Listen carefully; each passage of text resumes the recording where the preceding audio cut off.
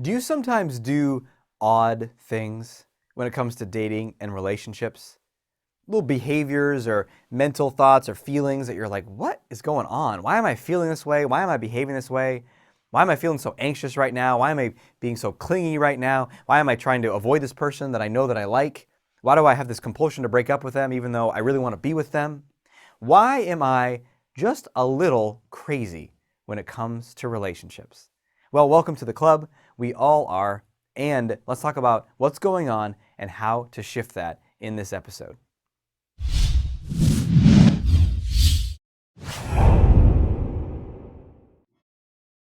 Welcome to another episode of The Art of Extraordinary Confidence. I'm your host, Dr. Aziz. This is a show for you if you want to 10x your confidence in every area of your life that matters, including relationships, which is what we're going to be talking about today. Don't forget to like and hit subscribe below so you can watch these videos as you come out.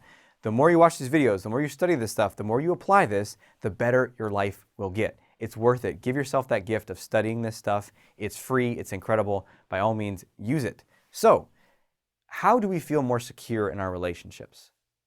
What's going on? Why is it that, you might feel pretty solid in yourself, good in your life, but all of a sudden, whether it's someone new that you just met or you're in a relationship, when stuff starts to go a little off in that relationship, you freak out inside, don't we? Like we try to keep it all polished at work, like, hey, everything's fine. And inside you're like, why didn't she text me back? Oh my God, right? They hate me. He's never gonna talk to me again. Why did I tell that story on that date? Why did I tell that story? It was a bad story. It was stupid. I shouldn't have done it. We're freaking out inside. Or you just get that sense of feeling like everything's not okay. I have to get resolution, especially if it's a longer term relationship. Like we have to talk about this. We have to resolve this right now. I can't focus at work, right? Or wherever it is, focus with my kids. Something's going on. We just get so wrapped up in it. So what's happening here? Well, a lot of things, but at the core of it, it's attachment, your attachment. And this isn't like Buddhism attachment, like let go of all your attachments. This is like Western psychology attachment style. John Bowlby, which is, he was one of the psychologists that developed the field. But basically it's, how do you connect with people? First and foremost, how did you connect with your parents and your siblings? But now, how do you connect romantically with a partner? And it could be early dating stages or you guys have been together for 20 years. It doesn't matter. How do you connect with them? And there's a lot of literature on this. In fact, there's a great book called Attached, right here. The New Science of Adult Attachment and How It Can Help You Find and Keep Love. So there's some great stuff in here, a great introduction primer to attachment theory in an accessible way, relatively accessible way, that you can check out. But I'll give you the quick rundown here. So they found that people attach in different ways. And the history behind it is really fascinating. The experiments that they did with children actually revealed that when parents would leave a room of a young child, I forget the age, 3 or 4, maybe it was up to 5 or something, but they would have a parent leave the room and the kids by themselves, and they would be measuring the child's response. And a lot of times the kids would get anxious. And what was fascinating though, okay, so some kids wouldn't get as anxious and some would get really anxious. And they put them into 2 categories. They said, okay, those kids are securely attached. They know that they're okay and that their parent's going to come back. Then there's the kids who are insecure attached. They're like, they're freaking out inside, right? Seems pretty basic. And then what they found though is there's a further distinction of the 2 kinds of insecurity. Because one kind of kid, the parent would come back into the room and the kid would be like, where were you? And they'd run over to them and want to get soothed. And then there's another kind of kid that the parent would come back in the room and he'd be like, oh, didn't even notice you there. I was so busy playing with my trucks. Pretending like he didn't care. But when they were measuring the biomarkers, heart rate was up, sweat was up. There was signs of anxiety and stress. So these translate into the 2 different styles of insecure attachment. There's the anxious insecure, which is like, where were you? And then there's the avoidant. It's like, I don't need anyone. I am a rock. I am an island. So even just knowing this, if this is your first time hearing this, or maybe this is a refresher for you, this is extremely valuable information because you can start to identify, okay, secure attachment or insecure.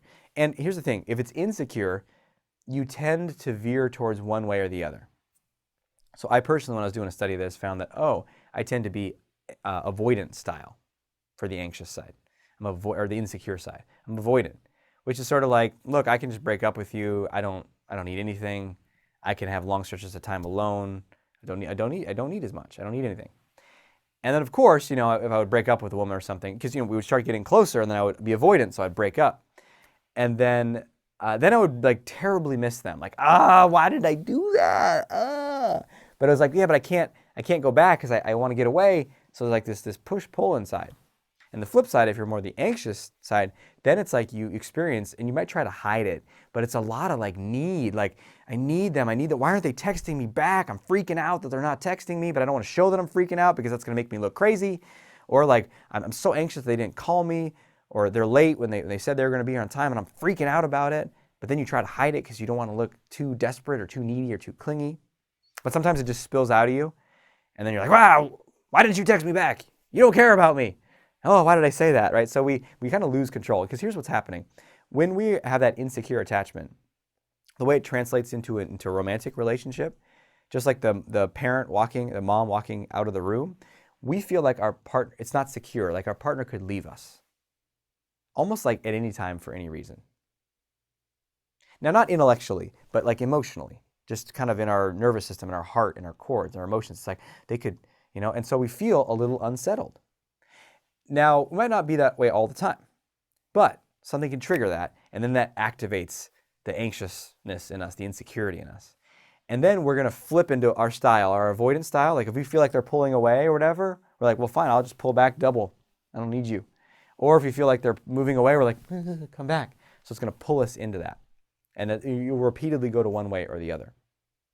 So one thing that I think is very helpful when learning this stuff is just to start to study yourself. Start to see which one do I tend to be. And what I don't like about the attachment style books, and even that book Attached, and a lot of the literature, is they describe it almost like fixed traits. They have you like identify, are you an anxious, are you in a secure or insecure attachment style? Are you avoidant or anxious if you're insecure? And it's like these identity statements. I am an anxious avoidant. I'm an insecure avoidant attachment style person. What a great thing to say on a date. But I'm very wary of labels and identities, because I think the human animal is much more fluid than that. And our psyche and our emotions and our patterns are much more malleable than that. So what I teach when I work with people is like, here are the styles. And here's the thing. It's not like you're broken, you have this broken attachment style that you're going to have to fix for the next 20 years. It's this. You can reside in secure attachment.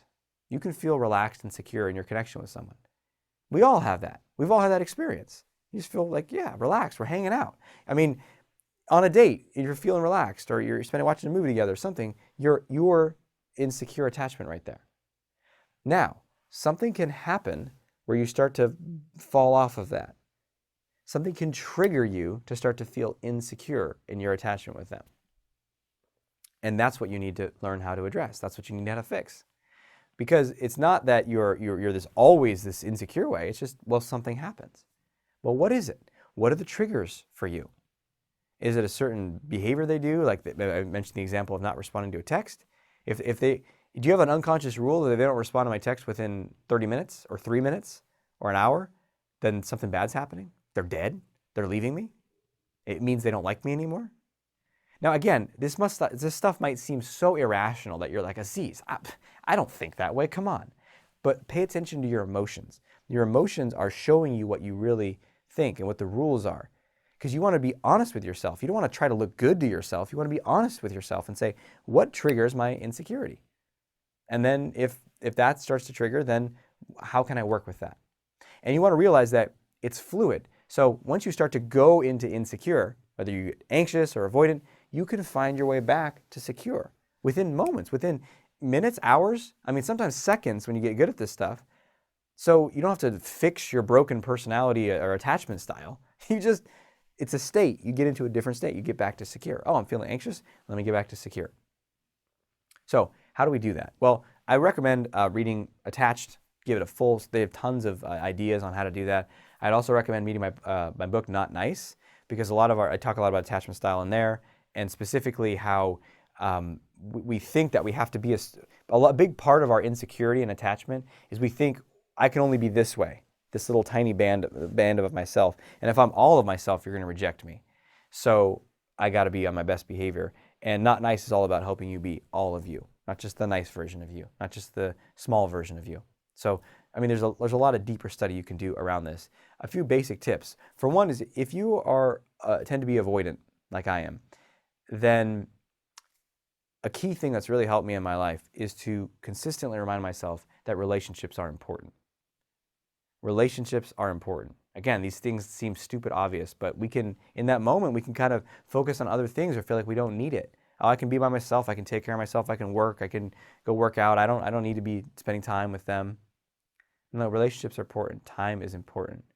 So if I notice myself slipping into kind of like, I just need to get away, because that's how the avoidant energy comes up in me and a lot of people. It's just like, I just need to get away. I just need to get away from my wife, my kids. I just need to get away from everybody. And it's not just like a healthy, yeah, you need some alone time each day. No, it's like, I need to get away for like a week. Everyone get away from me. That's a sign usually that's like, okay. So I might need something. I might need to take care of myself. So that's another really great question. Whether you're anxious or avoidant style, just tune in and say, what do I need right now? What is it that I need? And it'll be good for you to discover this yourself, but a little shortcut for you. The answer is almost always you need love. You need to be able to soothe yourself. Self-soothing is so important for both styles. For the avoidant style, it's like, hey, relationships are good. You need to move towards this person, and it's okay. You can have boundaries. Because sometimes the avoidant person is afraid of being like smothered and losing themselves. Like you can have boundaries, you can say yes, you can say no, but you need relationships. You need them more than you think you do, and more than you're telling yourself you do. And for the more anxious style, it's you're okay. I love you. You're safe. You're going to be okay no matter what. And really trying to soothe that party that's like, I need them or I'm not going to be okay. And this stuff really harkens back to early childhood stuff, growing up, like infancy stuff. Were you breastfed or not? Did you sleep in a crib, or were you close to your parents? Were you in a different room? How do they respond when you cried? Now, not that sets anything in stone, but just give yourself a lot of patience and compassion when you're working with this stuff. And a lot of what you tune into, if you feel like, I had one client I was working with where if his partner, she was more relaxed and sort of, she liked to be together, but when they were apart for a couple days or whatever, the texting and the calling and stuff, she was not into that as much. She would do it a little bit, but he might text her in the morning and she wouldn't text him until that night. And he was more of like a stay in contact kind of guy. And so it would like really upset him. And it would come out at first as like anger. Like, why aren't you doing this? And trying to get her to respond more. But because he was working with me, we helped him see like, okay, what's underneath that? It was anxiety. Like so what do you feel when it's an hour after you sent the text and she hasn't responded, or it's 5 hours and she hasn't responded? And he's like, I feel, so it was anger, but we helped him tune further deeper into his body, and he felt like this just like raw, unsettled feeling in his heart. And he sat with that for a while, and then he felt this feeling in his stomach that just felt like empty, alone, scared. And this stuff is like in our bodies. Like you don't have to understand intellectually, although it can be helpful just to reflect on some aspects of your childhood. But yeah, sure enough, he felt very alone, very scared in his room by himself when he was a little kid. And that's what he remembers. But even before that, we don't even remember that stuff. So you want to be really patient when you're self-soothing and not like, get over this feeling, damn it. It's like, no, this stuff, there's reasons why these feelings are there. And the solution is love. You love yourself patiently enough. You give attention and energy to that discomfort in your body and send it love and patience and forgiveness. And it's okay. I'm here with you now. I'm going to hold you. You talk to yourself that way. You talk to that part of yourself that way. And you soothe it over time. And you get better and better at getting back into secure attachment. And then your relationships get better and better because you freak out a lot less. And who doesn't want to freak out a lot less? Awesome. So share below. What's standing out for you? What are you learning? Like and subscribe so you get more of these videos. And until we speak again, may you have the courage to be who you are and to know on a deep level that you're awesome.